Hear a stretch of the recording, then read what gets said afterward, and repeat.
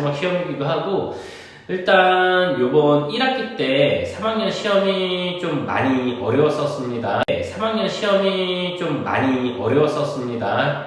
시흥에 있는 중학교 치고 정말 너무 많은 그 어려운 난이도로 나와가지고 학생들이 당황한 학생들이 굉장히 많았을 거예요. 그래서 1학기 때 같은 경우는 100점이 유일하게 저희 학원에서만 나왔었던 경우도 있었고 했는데, 이번 시험 같은 경우는 일단은 시험을 결론만 말하자면은 좀 쉽게 나왔습니다. 시험이 쉽게 좀 나와가지고 전체적으로 점수는 많이 올라갔을 거예요. 요번에 한 뭐 20점 이렇게 20점 이상 이렇게 점수가 오른 친구들도 아마 있었을 겁니다. 저희 학원에서도 점수가 많이 올랐거든요. 네. 그래서 시원하는 중학교 뭐 여기 기출 분석 간단하게 먼저 진행을 하자면요. 우리 중학교 3학년 2학기 기말고사에서는 시험 범위는 일단 2차 함수에서부터 원의 성질, 여기에서 원의 성질에서도 접선까지만 이렇게 나왔습니다. 대부분 중학교 3학년 시험 범위를 한 이 정도를 잡아요. 그래서 아주 평이하게 잡았다. 그리고 가장 좋았던 건 2차 함수를 놓지 않았다. 대부분 학교에서 2차 함수 그냥 포기하고 넘어가고 다른 도형이나 삼각비랑 원의 성질만 이렇게 나오는 경우도 있었는데, 함수 너무 중요하죠. 너무 중요한데 다행히 저희 학교에서는 함수를 포함시켜가지고 이렇게 시험이 나왔어요. 그리고 함수에 대해서 굉장히 중요하다는 거를 많이 생각했던 게 함수 시험 문제가 제일 많았습니다. 그리고 제일 어려웠던 문제도 함수 문제로 좀 만들었고요. 간단하게 보자면은 2차 함수의 뜻과 그래프를 잘 알고 있냐, 뜻이 어떤 건지 그런 거에 관련해서 잘 알고 있는지 이런 거를 묻는 겁니다. 그래서 하루만 이렇게 나왔고요. 그리고 우리가 그래프를 표준형으로 만들어진 거를 보고 뭐 꼭지점의 좌표 그리고 그래프의 개형 이런 것들이 제대로 나와 있는 건지, 이 표준형 만들어진 거에 하 두 문제, 중 두 문제 이 정도 나왔고요. 일반형 그래프 같은 경우는 일반형인 걸 이용해서 문제를 푸는 문제인데요. 그거를 표준형으로 변형해서 푸는 문제들도 있고요. 일반형 그대로 갖다가 써가지고 문제를 푸는 것들도 있었는데, 그 문제가 하, 중, 상 이렇게 한 문제씩 나왔습니다. 그리고 삼각비 같은 경우는 삼각비와 표로 나온 게 하 두 개, 중 하나. 그리고 도형의 길이랑 넓이 하는 게 하 문제 하나, 중 문제 두 개, 그리고 상 문제 하나 이런 식으로 나왔어요. 아주 밸런스는 잘 맞춰놓은 것 같아요. 근데 여기서 나왔던 요 상 문제들이 사실은 제가 1학기 때 했었던 그 상보다는 훨씬 난이도가 많이 낮아요. 네, 그래서 거기 있는 거를 조금만 감안해 주시고 보셨으면 좋겠습니다.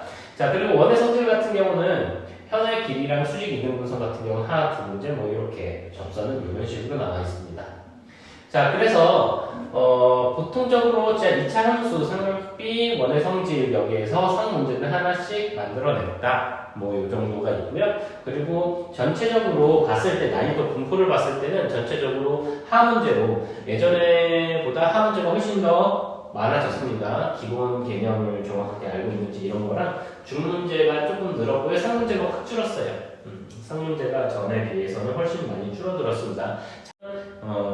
여러 가지 이슈가 있었을 겁니다. 학교에서 그 이슈들 안에서 일단 학교 수학 선생님들이 원했던 거는 일단 중학교 3학년 애들이 이제 고등학교 올라가기 전에 시험이 고등학교에서는 이런 식으로 나온다라는 거를 1학기 때 좀 보여주면서 이렇게 했었던 것 같아요. 굉장히 저는 그래서 기대도 많이 하고 좋았었는데, 이번 시험은 좀 많이 쉽게 내렸다. 아무래도 학생들이 이번에 이제 고등학교 올라가는 거에 들어가는 데 있어서 점수가 안 나오면은 고등학교에서 탈락될 수도 있거든요. 그래서 그런 문제들 때문에 좀 쉽게 낸 것 같습니다. 넘어가자면은 12번, 13번 요 부분에서 좀 실수를 하는 애들이 있었을 것 같아요.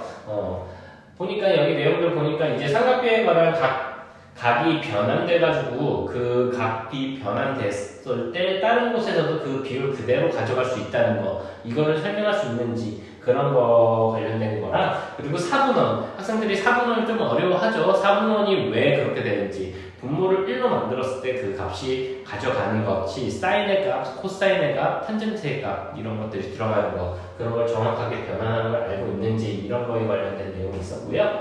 그리고 18번이랑 20번 원의 성질 이런 것들이랑 같이 피타고라스랑 같이 함께 섞어가지고 이렇게 문제들이 나와요. 그래서 그런 응용을 정확하게 잡을 수 있느냐 이런 문제들이랑, 그리고 삼각비의 성질을 원의 성질 안에서 변환되는 부분들을 정확하게 가져가는지 그 부분들까지 나왔습니다.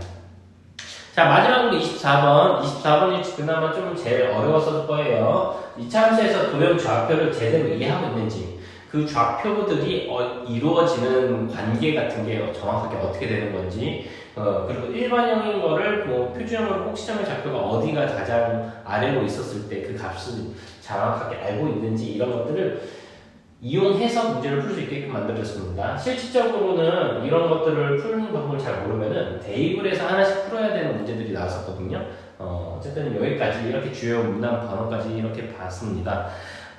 앞으로 시원하래 중학교 시험은 대충 난이도가 어느 정도 될지가 좀 감이 더 잡히는 것 같아요. 저번에는 좀 어려운 문제들로 학생들에게 많이 챌린지를 심어주려고 했었던 거에 비해서 이번 시험은 좀 학생들이 기본에 충실하고 정확하게 잘 문제들을 풀고 있느냐 이런 거를 물어보는 문제들이 많았어가지고 그런 거 부분들 정확하게 잡고 나가고요.